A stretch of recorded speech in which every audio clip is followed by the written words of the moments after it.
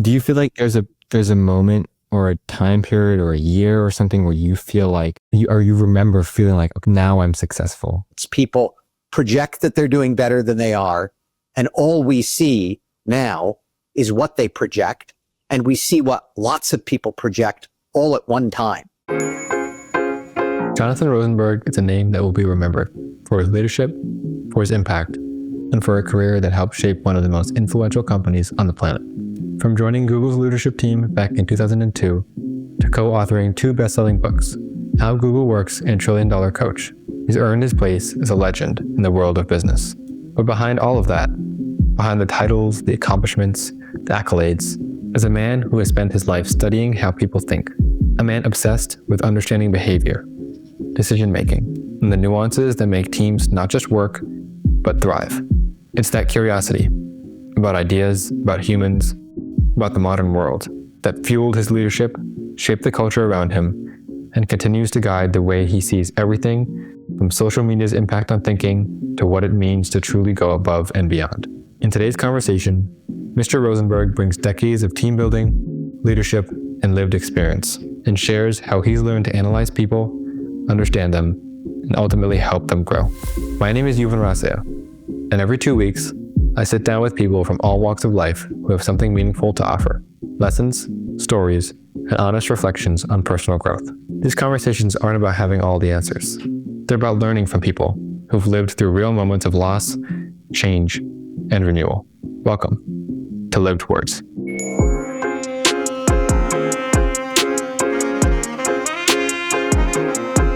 I want to start talking about success, sort of as a concept.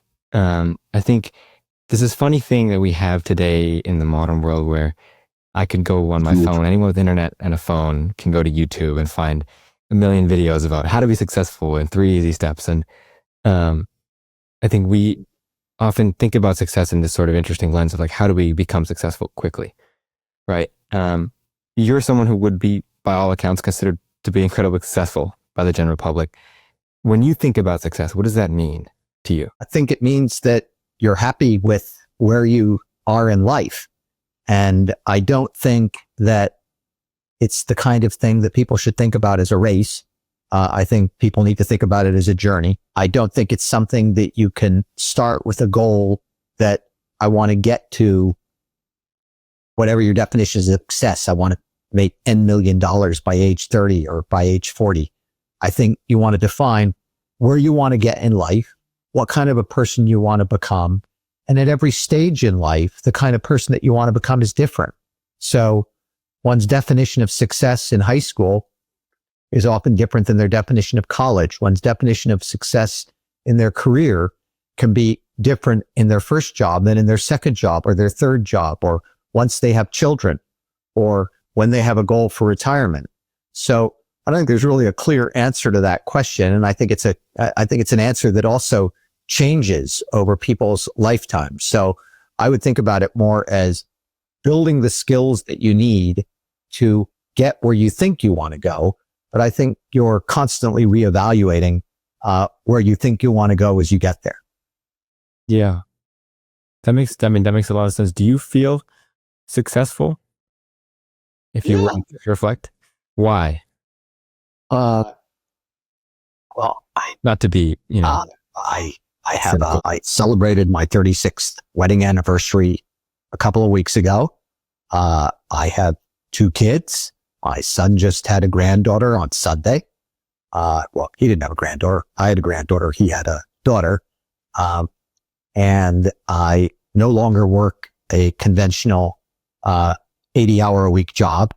I largely advise and help people who are interested in speaking to me. Thankfully, there is a set of people who feel that way.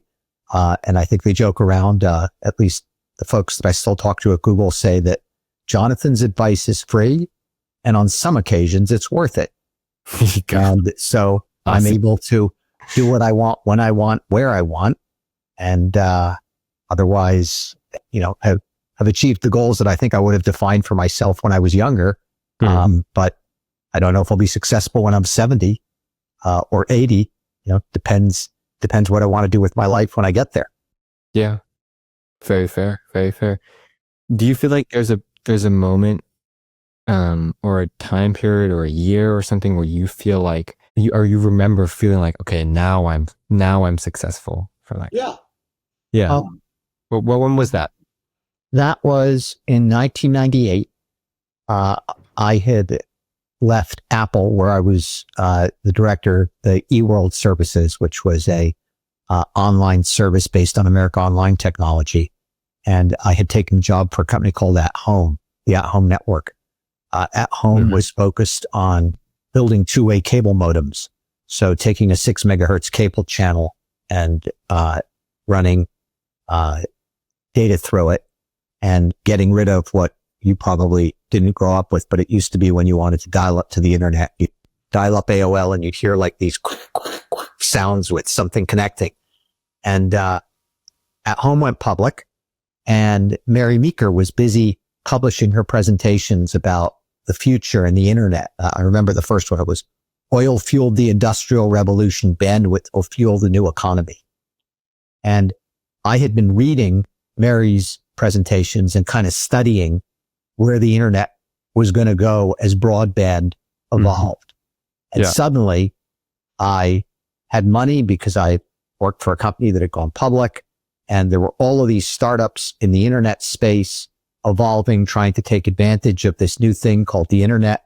It was clear that it was going to be big, and I kind of had my choice of which of those things I wanted to follow. So I think that was probably the moment. 1998, I was 37. Got it. Interesting.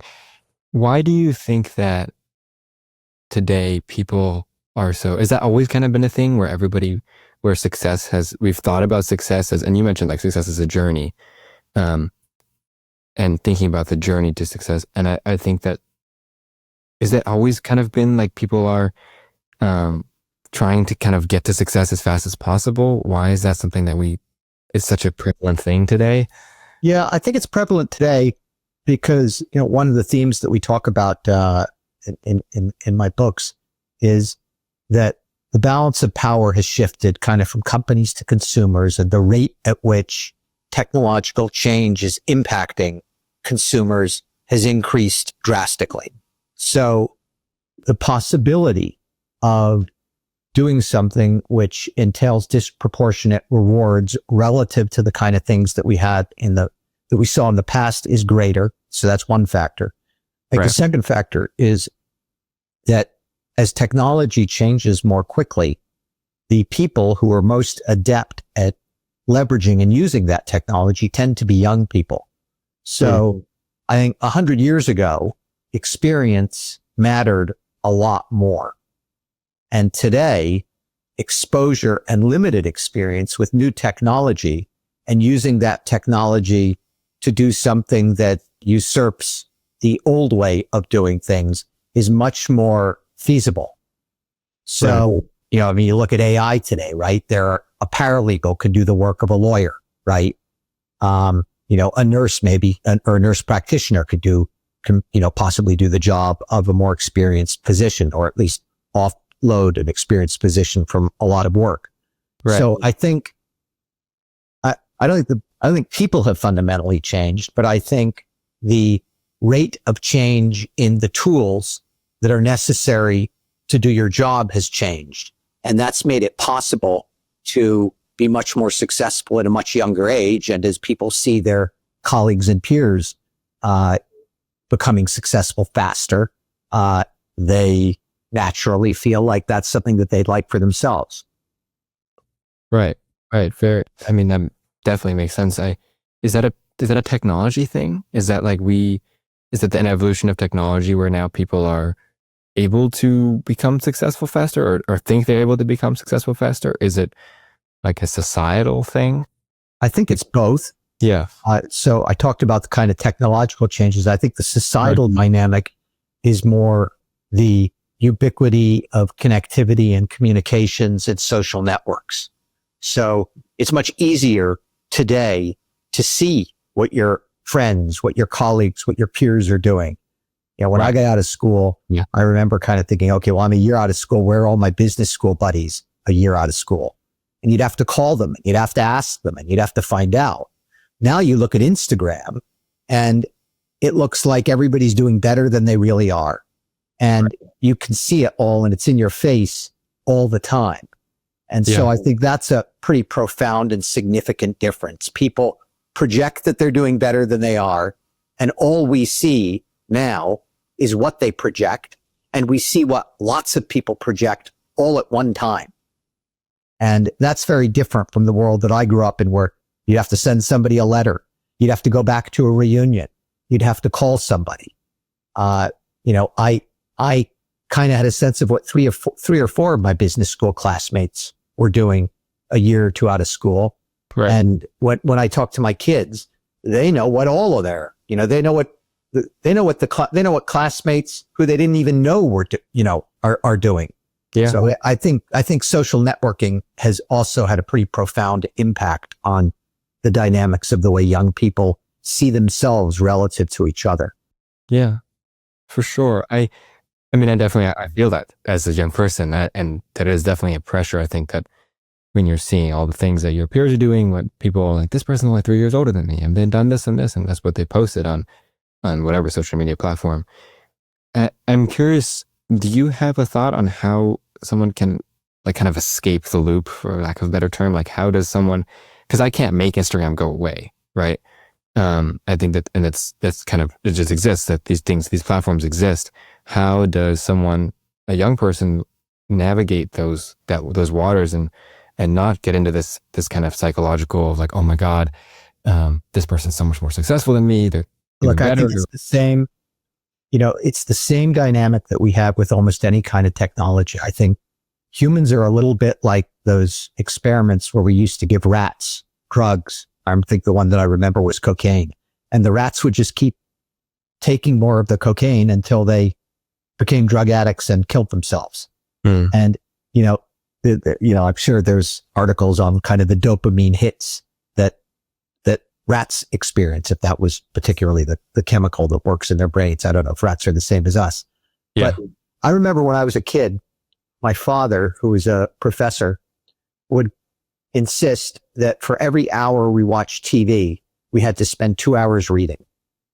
And he was a good dad, so he'd check and see if you did your reading. And, he'd sort of the trust but verify. He'd ask you to tell him what you read, and then he'd ask you to tell him about it. And invariably, he'd read it, so you couldn't cheat. And I think when you look at what's happened with technology today, it's like the experience that I had with my father, but even more compelling, right? I mean, I could watch Wide World of Disney and 60 Minutes and 3 other things. We had ABC, CBS, and NBC. Now we have not only social networks, but we have platforms like TikTok that will continually feed you the next best thing relative to the previous thing that you watched at. And I think that's irresistible. So you need an artificial rule, right? You need somebody like my father that says, okay, well, for every hour you want to spend on social networking, you need to spend an hour reading. You need to spend an hour writing. You need to spend an hour writing and not feeding what you're writing into AI to do it for you. So I think really the only answer there is limiting the amount of time that you spend with these platforms. And I think the other thing that's really hard is every time you see something on one of those platforms, you have to take it with a grain of salt. You have to trust but verify. You have to realize that what you're looking at may not really be what it seems to be. And, that I think that's very, very hard because again, we're like rats seeking our dopamine hits. Yep. And for most of us, this social networking, Instagram, Facebook, Google Plus, which we don't have anymore, but other types of social networks, even YouTube, is too much of a good thing. And too much of a good thing becomes a terrible thing. Yeah, for sure. Is that maybe like a support systems thing in a sense? Because I feel like it's hard to set rules like that for yourself, because it's always like, well, yeah, 1 hour and then I'll do an hour of reading, but 1 hour becomes, it's one more and one more. Is there an element of like having a support system, having someone like your... Well, I know your parents. Yeah. Are good parents. For And sure. if they could set rules and you would adhere to them, your life would be better. Sure. And I'm sure if you went off of the rails, they would. Yeah. So I think some of that can come from external forces, but I think some of that also has to come from ourselves, right? We have to try things, see what works for us, and then set goals and demand more of ourselves. And put your phone down, put your computer away, open up a traditional book or a Kindle and stick yourself in a chair and stick with it. And, that's hard. Yeah. I mean, the reading thing is so interesting. I grew up reading. I didn't have a phone or really a device for a long time. I grew up reading books. I used to read a ton. I still read. I've now have more things going on in my life and more things to do, and it's become less of a something that I focus on. I'm trying to focus more on it again because I used to love reading. But there's so many of my peers, so many people around me, I hear like, oh, reading is boring. I don't want to sit there and do the same thing. And there isn't that, you mentioned dopamine hit, like there isn't that quick, like, oh, swipe and see the next thing and see the next thing and see the next thing. It's like you have to sit and process and think, and it's kind of slow, right? Because it's not a video, you have to actually do something. And I think that's hard, right? It's hard when we've trained ourselves to look at things quickly and be really fast in our thinking. Yeah. And so many people I hear, it's like, oh, reading is so boring. It's like, I wonder reading, why. memorizing your times tables is boring. Okay. But, and I remember when calculators came out, people were saying, well, now people don't need to memorize their times tables. The analogy to today is, well, AI can write for you, therefore you don't need to write. Yeah. That's completely wrong. Memorizing your times tables teaches you how to learn. And learning how to learn is really the main thing you can do to prevent AI from taking over the opportunities that you hope to be able to do yourself. Because again, AI is going to get better so fast that you're going to have to be a complement to AI. And the process of learning how to learn, which you learn in your times tables, which you learn when you first are taught how to structure an essay, in high school, or when you go to college and you find out that you thought the teacher in high school really taught you how to write essays, but now you need to write them better. Those are all tasks that you need to go through to be able to understand what changing technologies will do for the next shift. And if you're not a person who's learned how to learn, you're a person who's just kind of taken the easy, reactive way of engaging, sitting around watching YouTube videos, the next technology is going to come and you're not going to have the ability to think through what you need to do to complement that technology to have a marketable skill.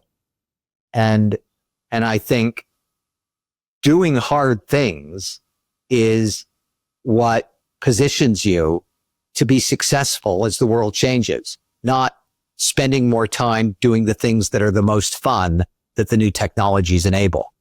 Right. Could I almost say that learning times tables isn't as much about actually knowing the timetables as it is learning how to learn the times tables? Oh, 100%. And let's just take an example of, doing math in your head, right? Yeah. There are a lot of people, if you say, what's 99 and 43, right? They're going to get a calculator out. But if you've actually spent time doing math and realizing that 99 is one less than 100, right? It's something that's much easier for you, right? Yeah. Well, life is all about tricks that make learning new things and thinking things through easier for you. And learning your times tables is something where, different people have different ways of learning and memorizing things, but, they might only learn the squares of things. So they know 8 times 8 is 64. So if somebody says, what's 8 times 9, they know to add 8 to 64, right? Well, again, that's That's teaching yourself how to learn. And you taught yourself by going through this process of learning your times tables, right? You didn't learn your times tables. You learned what was hard for you in that process and how to make it easier for you and how to create tricks so that you would be able to be more effective at learning and memorizing them. Yeah. And those tricks are the kind of things that are going to apply to life, right? You're going to learn to memorize a face, to use somebody's name, to, to pay attention when somebody tells you their name, to remember one or two things that you talked about so that you can establish a rapport the next time you see them. All of those skills are skills that you develop better if you've rigorously learned to learn against some objective, right? And it doesn't have to be times tables. It could be memorizing poetry. It could be memorizing a religious text. It can be, memorizing, the letter that your father wrote to your mother that you found in a drawer, right? Doesn't matter what it is. What matters is that you go through the intellectual process of understanding how you think and of building new pathways in your own brain to think so that as something new comes up, you've got a strategy for attacking it. Right. It's funny because you said 99 times 43 and I immediately went, how do I do that? And then he said it's one less than 100, and that totally makes sense. So maybe I have to come do my times tables again. But yeah, I mean, that's a great example because it's such a simple thing. Everybody knows 100 times 43 is 430. And then from there, that's, fairly easy math. But try to do 99 times 43 is 9 times 3 and then 9 times 4. And then you have to add 90 times 3. And it gets a lot more complicated. So it's the little tricks, I think, of knowing taking what you already know and have memorized and the simple things, right? Times 100 is fairly simple. I said 430 and that's wrong. It's, that's funny. That's times 10. It's the simple things, that I think in using what we know that's simple and applying that to a complex problem, right? Or a semi-complex problem like 99 times 43 that gets you an answer, right? And it's that kind of application of things that we already know. And like you said, it's you don't know how to apply those concepts until you've applied them and you've thought about how to apply them, and then it becomes easier to apply them differently in different contexts because you know how to do it to some level. Absolutely. I want to talk about is it the coffee room paper? Did I get that right? I heard from a friend that you wrote a paper about coffee rooms, and I think understanding how people act when no one is looking. Could you talk a little bit about what that is? Sure. And this is my sort of just clean up the kitchen example. Sure. If you see somebody in your company going to the kitchen and spill something and clean it up, that tells you something about them. If you go into the kitchen and you see somebody and something has been spilled by somebody earlier and the person cleans it up, that tells you something about them. Mm-hmm. If you see them spill something and leave and not clean it up, that tells you something about them.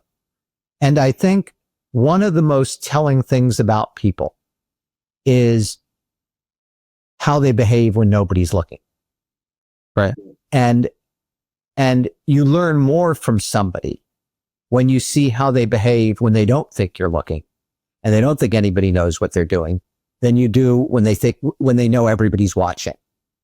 And so, I think, one of the things Eric Schmidt would always say is that, employees are always watching. Everybody's watching everything that you do. And most of the time as a manager, they're all watching and they know that you're watching, but it's much more, you get much more of a tell into who they are when you see them in a situation where it's obvious what you're supposed to do and you do it or you don't do it. Right. I mean, I can't tell you how many neighborhood next door, articles there are and comments there are on, why don't people pick up their dog's poop or why do people leave their dogs' poop bags behind? Hmm. And if I were to rewrite this theorem today, I would write it as an explanation for why people leave their dog poop bags on the trail. And these are not good people, but they start the hike, their dog poops, and they are afraid somebody might be watching. So they take the poop and they put it in the bag. And then they say to themselves, well, I'm going to leave the bag here because anyone who sees me leave the bag here is going to know that I picked it up and assume that I'm going to pick it up. I picked up the poop. They're going to assume I'm going to pick up the bag when I return from my hike. Hmm. Well, when you're returning from your hike, going past the bag, nobody's looking at you thinking, is he going to pick up that poop? That must be his poop. And so then people don't pick it up. Yeah. Right. So that's my new version of my kitchen question, of my kitchen cleaning question would be the dog poop question. Right. And every time you see dog poop on a trail, you know that unless the person is halfway down the trail and coming back, and that's usually not the case, and there's usually more bags of poop than there are people that you're going to pass, you know, you run into that. Yeah. That's so interesting. I didn't even think about it from that lens because you kind of avoid all the blame. Well, you and I would do the world a lot of good if this spread around and people understood that Jonathan's theorem about dog poop and bags explained the behavior. You know, we wouldn't have a post on every next door neighborhood thread in the world wondering why people do this. I had just explained why people do it. Yeah. And they're not good people. Yeah. I mean, it's such an interesting thing because it's this kind of avoidance of blame, right? Where it's like, I'm free of all blame because, like you said, when I'm walking back, no one will think that I should pick up that poop because someone else must have left it, right? It's not, there's no association. I'm not sure that you left it, right? Yeah. So I don't know if you know this. I'm in Napa right now on a gap year program for basketball. I'm playing basketball here, and I'm applying this thinking because one of the things that happens in a lot of athletics and sports teams is that people will, when the coach is looking, everyone's running really hard and doing all the drills super as much as they can, and the coach turns around and looks at the other group, and everyone's kind of whatever, and slacking off because no one's watching them, right? There isn't this like, okay, am I making sure you're doing it right? And you see the people who don't kind of have that shift, who keep the intensity high, who keep the work high. And there's almost this unconscious respect for that person, acknowledgement of that person's effort. I think it makes you, like as an individual, someone as the watcher, it makes you want to try. Cause like if that person is trying, then, we should all be trying. Cause that's the right thing to do. Yeah. Right. But it's an interesting thing because you kind of make this judgment about the person of like, that must be a good person because they're working hard. It's interesting that you brought up that example. One of the observations that we have in my $1 Trillion Coach book, Bill Campbell used to say that he would always look around the room to see who cheers for their peers' success. So he'd look around the staff meeting and he'd say to himself, Joe cheered when Sally gave her report about how successful she was. Right. And Bill's view would be, of course, that was a tell to him that, that Joe was a good person. Now, of course, once you explain that to people, and you explain that that's what you're looking for, then they cheer, right? Yeah. So, I think all of these things are useful and good theorems, but once people know what management is looking for, they'll pander to it. I think the other observation that I think is interesting about basketball and sports and cheating the coach is when coaches say you're only cheating yourself. That's true in sports. Mm-hmm. It's not entirely true in other things. If you cheat and your cheating gets you into a school or a job, what you did was wrong and unfair, but maybe it didn't hurt you, right? Mm. Particularly if you get away with it. Right. But if you cheat in working out, you really are only cheating yourself, right? Yeah. That's going to manifest as, you can only do 20 push-ups, not 25 push-ups. And on the basketball court, you're going to be tired, and the person that you're guarding is not. Right. And so that one of the reasons that sports is so important for people, and I think team sports is so important for people as they grow and as they then move into the corporate world, is they understand what it means to be part of a team, and they understand that cheating yourself really adversely impacts you. It doesn't help you. Yeah. Yeah. Why do you think people do that? Like, is it that, because it feels like someone would know that everyone kind of knows that you're supposed to pick up the dog poop, right? And take the bag with you. Like, it's not like, oh, I didn't know that. We all kind of know, but yet we don't do it. And I'm curious as to like what your take is on why don't we do it? Is it just like, oh, we're lazy? If we just don't feel like people are selfish shits. Yeah. Or those people are. Yeah. I mean, there's no other explanation, right? You came back, it's your dog poop. You're not picking it up because you don't want to carry it because it smells to the garbage, even though it is your responsibility. Mm. So, you're just a bad person. You just have no qualms about adversely impacting the environment, society, and other people for the benefit of not having to do something small that is modestly unpleasant. Carry your poop out. Do you think there's an aspect of maybe people don't want to feel like, do you think people forget? Frankly, I guess is the first possibility. And then do you think maybe people don't want it to look like they're picking up someone else's poop because that's kind of, okay. Is there an overthinking aspect to this? You know what I mean? It's definitely a very different kind of person who comes down trails and picks up other people's poop bags to clean up the trail. Okay. Yeah. That's a very good person. That's a better person than I am. Okay. I don't think there are I don't know a lot of people who do that. I certainly applaud them if they do. Do I think it's plausible that now and then somebody's taking a hike and forgets? Sure. But the majority of it is exactly what I'm suggesting. People don't want to be canceled and seen as leaving something and accused of something because that's uncomfortable. But then when they come back, they're not going to be accused because the same people that saw them go up the trail aren't there when they go down the trail. So, I think it's a conscious thing. Majority of people know that they're doing something bad and getting away with it. Just like people litter. It's another form of littering. It's just kind of more gross. Right.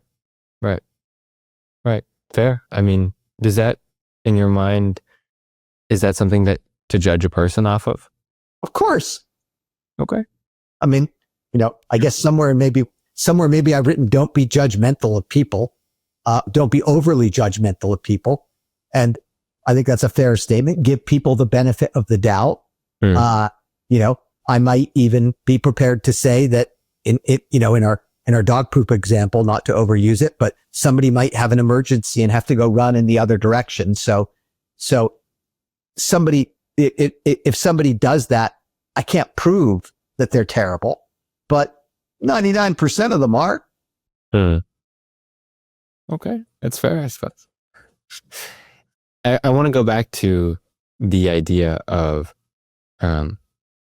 what people do outside when people are not looking, right? When there isn't this kind of pressure.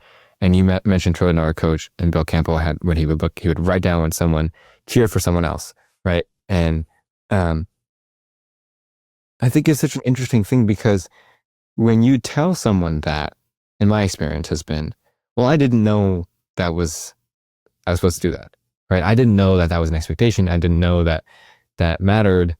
I didn't even think about it. I don't think about it when people cheer for me. Like that becomes the kind of almost a defensive response of like, I didn't know. I didn't think about it, right? I didn't think about it.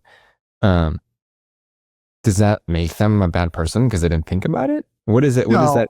Right? No, look, I think the people that do, I think what Bill was looking for was the people that do all of these good things naturally, right? And you don't have to do all of these things to be a good person.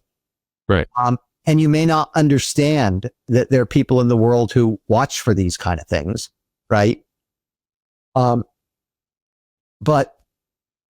as a general rule, I think there are things people do that are indicative of their being good people, and there are things that are indicative of them not being good people, right? You know, somebody who gossips all the time or says bad things about somebody else, right? I mean, maybe you grew up in a house where you didn't have someone tell you not to do that, right? Yeah. But you ought to have the sense not to do that, or realize that it'd be better if you didn't do that. So Sure. I think there are lots of tells that there are lots of reveals that people have. And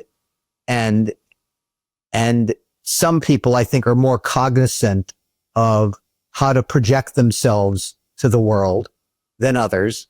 And some people will spend most of their time trying to project that there's something that they're not, right? Like I remember, years ago, I would get emails from a certain person at 10 o'clock at night every night. And he was leaving emails in his draft folder and scheduling them to go out at night so that his management thought that he was working hard at night. And of course it became obvious to me because one day I noticed that they were always coming at a certain hour, right? So not only was he manipulative, he wasn't smart enough to be manipulative and, throw a random element into it. And so, I think that you can see that some people understand how to manipulate the dynamics of what others think about them and what they're trying to project. And some people don't think about that at all, right? Yeah. It doesn't mean you're a bad person if you don't think about it at all. It just means that some of those people go through life and don't get noticed because even though they're generally doing good, they're not doing good in a way that they make obvious to the people that matter. Right. How do you create a culture in a team, on an organization, in a group where, because I think there's three kinds of people that we've talked about in the sense of there's the person who is naturally, doing these things, right? Naturally applauding for their teammates, naturally cleaning up someone else's coffee spill, naturally, right? They didn't think about it, just did it. There's the person who doesn't know that they're supposed to do that. Didn't think about it. It's not that there's no negative thing. They just didn't think about it. Saw it, assumed that it was someone else's. Didn't think that they should applaud. Just didn't come to mind. And then there's the person who you just mentioned as like the person that you had worked with, who knows that they're supposed to do it, and so they find ways to do it without actually really doing it, right? And to make themselves appear better, but maybe not be as honest or as candid under the surface. Well, look, you call those people out, and you make it clear that they've been caught, and you can make it clear that they've been caught in a one-on-one environment. You can make it clear that they've been caught in front of a group. I think most people I'd give the benefit of the doubt and not call them out in front of the group initially, but just call them out directly. And if they did it again, I'd be more likely to call them out in front of the group. I think peer pressure in these kind of situations can help. And I think modeling the right behavior is the best thing that leaders and managers can do. And I think modeling the right behavior in small groups and in small crowded environments is more likely than not to get others to see what your expectations are and what the right behavior is. So the one reason I'm not a big fan of working from home is that I think people do better in environments that are crowded. People do better in environments where they're interacting with each other. People do better in environments where they see good examples and they see bad examples, and people call out the bad examples. Fair. I mean, does that in some way connect maybe to what I was saying about when you see someone else doing it, right? With the basketball analogy, where you see someone else really still working on it, there's this idea of like, oh, I should do that too. Is that kind of yeah. And I think it works in both positive and negative ways, right? I think when people see others doing things the right way, they're more likely to do them the right way.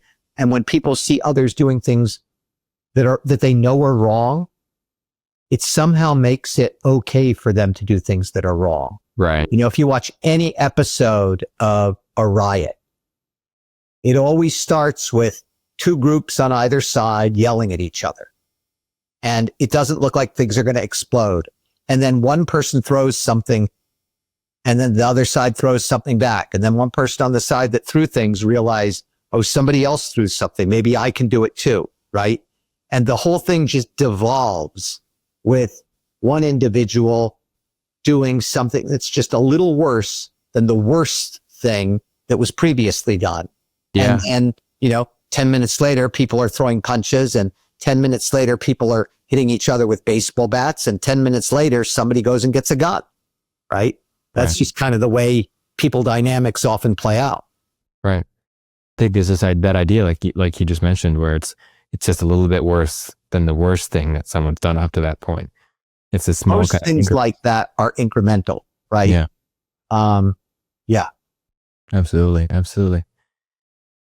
I want to switch gears a little bit and talk about imposter syndrome. So I went to Phillips Exeter Academy for high school, and it was an environment where I think a lot of people have this imposter syndrome. I had it. I know friends who've had it. I know classmates who had it, and they felt like they didn't belong, like that they shouldn't have been there, that someone else deserved their spot, that they weren't the right person for this, that this was the wrong place for them.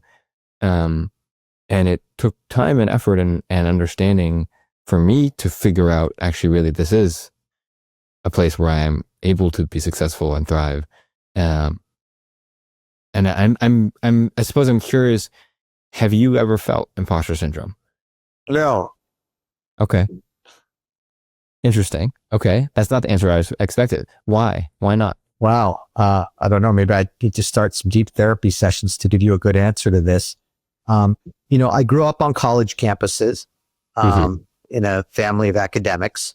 And the ways in which we were measured were grades, test scores, and they were objective. And relative to my peers and siblings, I did well at those things. And so I think I always realized that I was lucky, and that, I grew up in a reasonably privileged environment, and that I had parents that very much emphasized academics and school and hard work. So I think I always felt like I had kind of the attributes that were necessary to be successful, and that I combined that with being born in the right place, being born at the right time, being in Silicon Valley. I've never worked more than a 5-mile radius from where I am here in my home in my entire career. And I was very lucky. So I don't necessarily feel like I ended up deserving all of the things that I received, but I didn't feel like, and I met people who were much better than I am at many things, right? The founders of the companies that I worked for, or the leaders in the companies that started the companies that I worked for, Steve Jobs or Milo Medin or Larry or Sergey, were clearly a lot smarter than I was, but I was as good at the function that I needed to perform in those environments as most of the other people, most of the other alternatives. So I didn't feel like an imposter. I felt lucky. And I think as I've observed people in sports, if you take your kind of basketball camp or your basketball experience, I think anybody who's honest with themselves in sports knows exactly where they stand. I mean, are you a senior? Gap year, actually. Oh, you're gap year. I graduated last spring. So look, you know exactly how good a basketball player has to be a scholarship candidate at one of the top 10 basketball schools in the country. And you Yep. just know in your heart whether or not you're one of those people. Yep. You know how good you need to be to get a scholarship at any other secondary or tertiary Division I school. And Yep. you know how good you need to be to succeed at a Division III school. Yep. And those are all tiers that are palpable to somebody who has played ball on a high school team or on a club team. And you might be off in your own assessment of whether or not you're a Division I person who belongs at Indiana or Gonzaga or or one of the lesser, Division I schools. But Right. But if you believe you're one of those people, it's pretty unlikely that you're one of the people who can't play basketball at any college, right? Or vice versa. So I True. think for the most part, one of the nice things about sports is it largely equalizes the whole dynamics with imposter syndrome, because it becomes palpably clear where you stand. Got it. I mean, I think that's very fair. In terms of, I think it's a good example, because I think that outside of sports, it's a little bit more complicated sometimes, right? Where we're assessing people, and just to go back to what you were talking about earlier in terms of social media and what we see about our peers, what we see about the people around us, there's this idea that like, oh, that person is doing better than me, is better than me, Yeah. right? Because that's what you're seeing is all the positives, all the great things that they've done, and not any of the things that are. Well, and there are also worse dynamics in corporate environments. You have managers Yeah. who don't have large raise pools and who need to make sort of allocations in a zero-sum game of who on their team is going to get what. Yep. And if you're one of the people who I'm not treating as well as I would like, I have to say something negative about you, or provide some kind of constructive criticism to justify my decision. Mhm. And so I think what often happens there is kind of the signal to noise of what people hear about themselves is not always consistent and accurate relative to how they performed. And so I think you do have an element of kind of imposter syndrome there. I think the other thing that's unfortunate is that aggressive kind of bravado and self-confidence is largely correlated with success in corporations in America and in politics. Mm-hmm. And some of the people who aren't as thoughtful and don't have the grit and don't have the capabilities of it and aren't as aggressive don't do as well because they're not as good at self-promotion. Right. And so they then kind of develop these feelings as an imposter because they're not getting where they would like to get. And they're not getting where they would like to get, not because they're not good enough at what they do, but they're not good enough at playing the game. And unfortunately, that's just kind of a pervasive dynamic. The world likes, the world likes aggressive, boastful, handsome, beautiful, tall, people. And some people are, better at self-representation than others. Right. Do you feel like you are good at self-promotion, self-representation?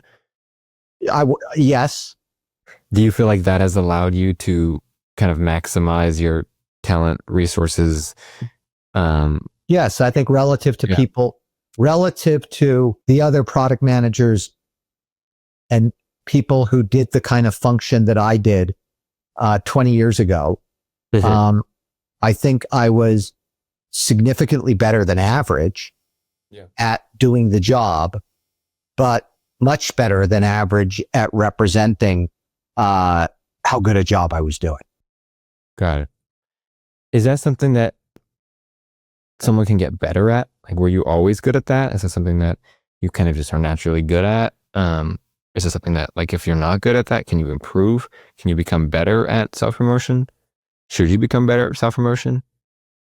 I think everyone should be better at self-promotion because self-promotion gets rewarded in the corporate world. Right.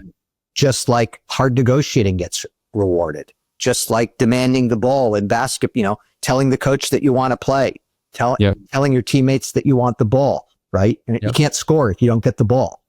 Yep. So I do think that that's a skill that people need to develop. And I think they need to, it's hard to trade off because you're also told, be humble and don't be so demanding. And people will get signals that they shouldn't promote themselves. But if you look at the most successful people in the world, generally they do. It's true of that. There aren't that many basketball players like Andrew Wiggins. Okay.